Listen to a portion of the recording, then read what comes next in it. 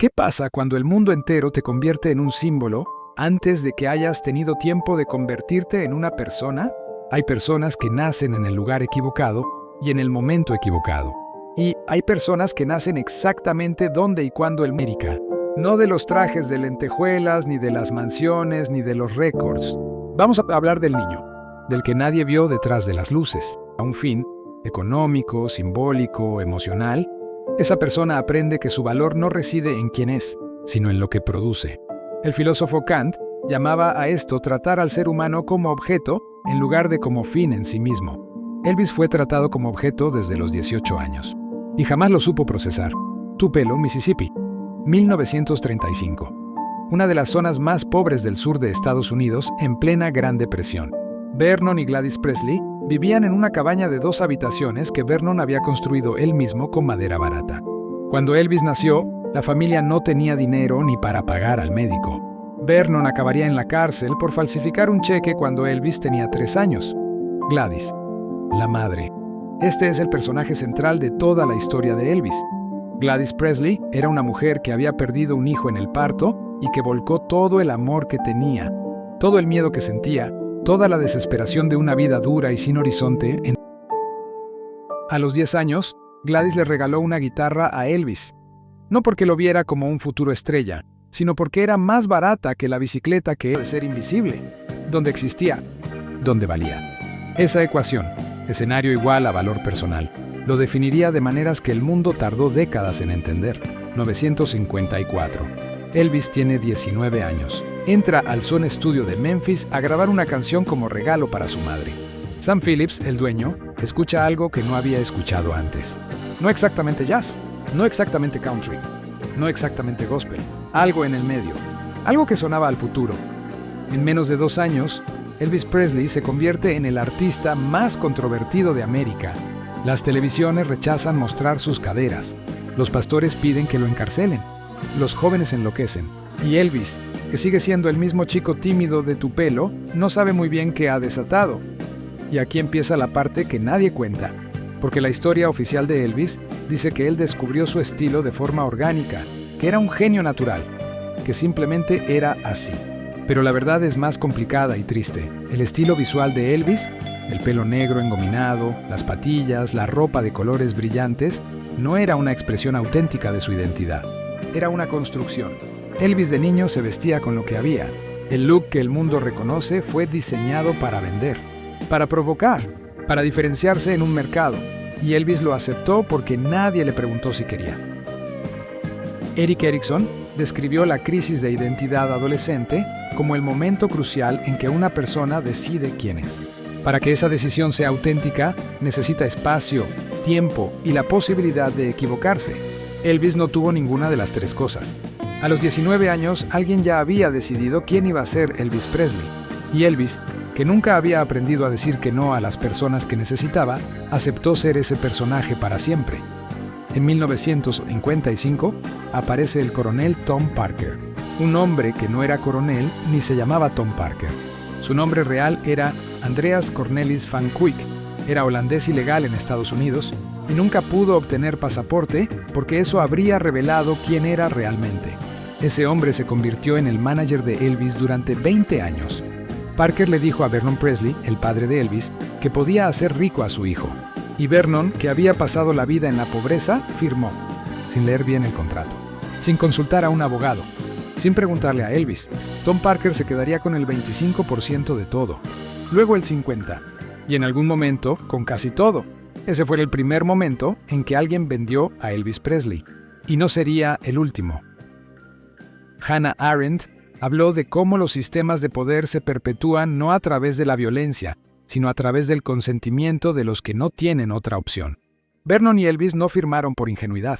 Firmaron porque venían de la nada y alguien les ofrecía una salida.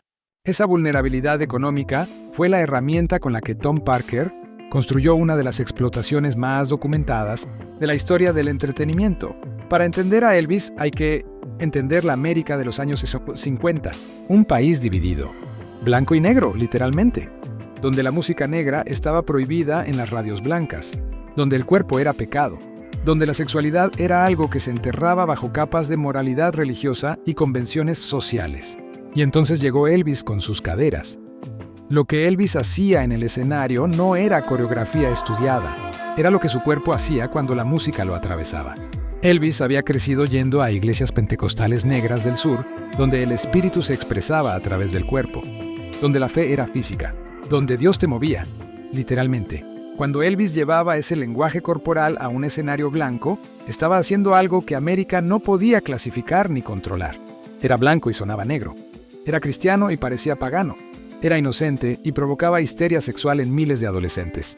Ese cortocircuito fue lo que lo hizo imposible de ignorar, y también lo que lo hizo imposible de entender.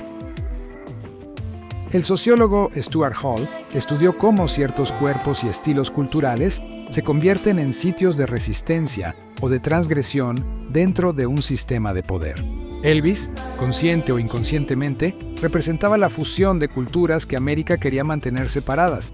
Su éxito fue proporcional a la amenaza que suponía para el orden establecido, y la América conservadora reaccionó con exactamente ese nivel de miedo.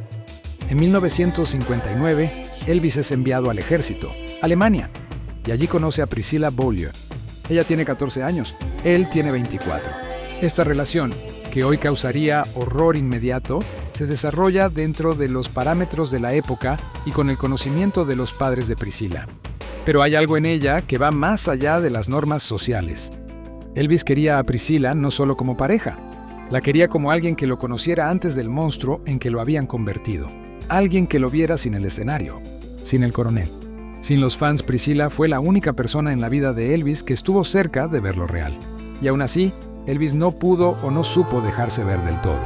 Porque para ese momento ya no sabía muy bien dónde terminaba Elvis y dónde empezaba el rey. El servicio militar cambió a Elvis de formas que ni él mismo entendía completamente. Antes del ejército, era un rebelde. Después del ejército, quería ser aceptable. Quería que América lo respetara, no solo que lo deseara. Quería actuar en películas serias, cantar gospel. Ser algo más que las caderas, Tom Parker no lo permitió. Las películas de Elvis serían comedias musicales ligeras. Nada que lo hiciera crecer como artista. Nada que lo complicara como producto. Y Elvis, que jamás aprendió a decirle que no a las personas que dependían de él, aceptó. Otra vez, como siempre. Incapacidad de establecer límites en personas con historia de apego ansioso. Cuando alguien crece en un entorno donde el amor es condicionado al rendimiento o a la obediencia, desarrolla una dificultad severa para decir que no a las personas de las que depende emocionalmente. Para Elvis, decepcionar a Tom Parker, a su padre, a su madre o a los fans era literalmente impensable. No como decisión moral, como terror visceral. Hasta aquí hemos hablado de lo que el mundo vio: la pobreza, la fama instantánea, el escándalo, el amor de Priscilla, el ejército. Pero ahora vamos a hablar de lo que nadie vio, de lo que ocurría detrás del escenario, de la arquitectura invisible que convirtió a un ser humano en una máquina de hacer dinero. Vamos a hablar de la jaula, y de que Tom Parker tenía las llaves. Tom Parker nunca dejó que Elvis saliera de gira por Europa. Nunca. Aunque los promotores ofrecían millones. Aunque el propio Elvis lo pedía. La razón oficial era que Elvis era demasiado americano para el extranjero. La razón real era que Parker, con sus documentos ilegales, no podía salir de Estados Unidos sin arriesgarse a ser deportado.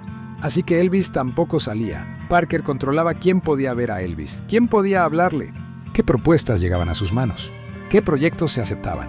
Parker construyó alrededor de Elvis lo que los psicólogos llaman aislamiento, cortar los lazos de una persona con el mundo exterior para que dependa exclusivamente del que controla el acceso. Es una técnica que utilizaban los líderes de sectas y los abusadores. La psicóloga Evan Stark describió el control coercitivo como un patrón de comportamiento que busca tomar el control de la vida de otra persona, limitando su libertad, aislándola de apoyos externos y creando dependencia. Este patrón no requiere violencia física. Puede ejercerse con contratos, con dinero, con acceso, con información. Tom Parker ejerció control coercitivo sobre Elvis Presley durante 20 años. Y lo hizo legalmente. En 1957, Elvis compró Graceland, una mansión en Memphis por $102,500. Toda América pensó que era el sueño hecho realidad, el chico pobre de Tupelo que había llegado, y en cierta manera lo era. Pero Graceland rápidamente se convirtió en algo más parecido a una fortaleza que a un hogar. Elvis empezó a llenarlo de personas, familiares, amigos de la infancia, la llamada Memphis Mafia, un grupo de hombres que vivían en Graceland a expensas de Elvis, que lo acompañaban a todas partes, que hacían lo que él decía, que nunca le decían que no. Elvis los necesitaba, no porque fueran sus amigos, sino porque en ausencia de relaciones reales necesitaba cuerpos cerca, presencias que llenaran el espacio donde deberían haber estado las conexiones auténticas que nunca pudo tener. Hay una paradoja que solo conocen las personas más famosas del mundo: la imposibilidad de la amistad real. Cuando eres Elvis Presley, nadie en tu entorno puede relacionarse contigo de igual a igual. Todos dependen de ti económicamente. Todos te temen un poco. Todos están actuando una versión de sí mismos para mantenerse cerca. Elvis lo sabía. En entrevistas de los años 70, hay momentos donde se le escapa esa soledad, donde dice cosas como que no sabe si alguien lo quiere a él o al personaje. Y la respuesta honesta es que ya ni él mismo lo sabía. La soledad existencial que describe Yalom, la soledad que no viene de estar solo, sino de no poder ser visto realmente por otro ser humano. No importa cuánta gente rodee a Elvis, no hay nadie que pueda verlo sin el filtro de lo que representa. Esa soledad es más profunda que el aislamiento físico. Es la soledad de ser un símbolo en lugar de una persona. Los años 70. Elvis ya no es el rebelde que escandalizó América. Es la institución. Es el icono. Es el hombre de los trajes blancos de lentejuelas en Las Vegas haciendo 3 espectáculos al día para turistas que quieren ver al rey. Y el rey está muriendo por dentro. Elvis empezó a tomar pastillas en el ejército, anfetaminas para mantenerse despierto durante los turnos. Era común, era aceptado. Nadie le dijo que tenía un problema. Con el tiempo, el fármaco cambió. Y luego cambió otra vez. Y luego había una lista: somníferos para dormir, estimulantes para despertarse, analgésicos para el dolor, tranquilizantes para la ansiedad. Un médico personal, el Dr. George Nichopoulos, conocido como el Dr. Nick, que le recetaba lo que pedía. En el último año de su vida, el Dr. Nick le recetó más de 10,000 dosis de sedantes, estimulantes y narcóticos. 10,000 en un año, a una sola persona. Eso no es un médico, es un cómplice. Es el sistema entero mirando hacia otro lado, porque el espectáculo tenía que continuar. Gabor Mate, uno de los mayores expertos en adicción, argumenta que la pregunta correcta no es por qué alguien se vuelve adicto, sino qué dolor estaba intentando callar. Elvis no buscaba el placer de las pastillas. Buscaba silenciar el terror escénico, la ansiedad crónica, el dolor físico de actuar con un cuerpo que ya no respondía y la soledad insoportable de ser la persona más famosa del mundo sin poder contárselo a nadie. En los últimos años, Elvis colapsaba en el escenario. Se olvidaba de las letras, se caía. Había noches donde no podía terminar el concierto. Y la gente que lo rodeaba seguía vendiendo entradas, seguía organizando fechas, seguía ganando dinero. Nadie paró el carro, nadie dijo basta, porque parar el carro significaba parar el dinero. Y el dinero llevaba décadas siendo más importante que Elvis. El filósofo Peter Singer desarrolló el concepto de responsabilidad por omisión, la idea de que no actuar cuando tienes el poder de evitar un daño es moralmente equivalente a causarlo. Las personas que rodeaban a Elvis en sus últimos años no lo estaban ayudando. Estaban participando activamente en su destrucción por la vía de la inacción deliberada. El 16 de agosto de 1977, Elvis Presley fue encontrado sin vida en el baño de Graceland. Tenía 42 años.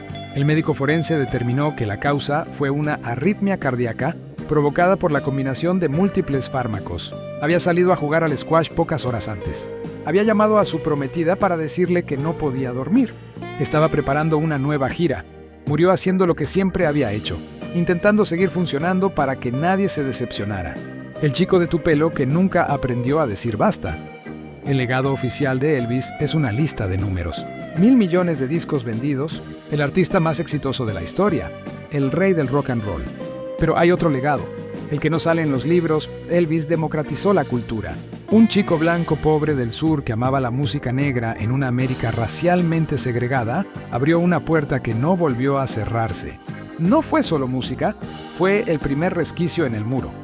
Chuck Berry lo dijo: Elvis nunca hizo nada que ellos no hubieran hecho antes, pero él podía hacerlo en la televisión.